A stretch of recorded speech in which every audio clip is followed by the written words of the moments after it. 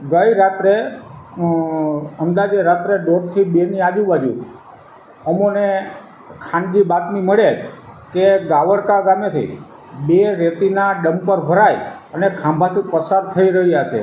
આના આધારે અમે તથા અમારા સર્કલ ઓફિસર શ્રી ગઢવીભાઈ ને સાથે રાખી અને અમે વોચ ગોઠવી અને આ 2 ડમ્પર રાત્રે પકડી અને અત્રે ભાવરડી રોડ ઉપરથી અમે આને પકડ્યા છે અને એને રાત્રે જ અમે સીઝ કરી અને કાયદેસરની કાર્યવાહી હાથ ધરેલ છે.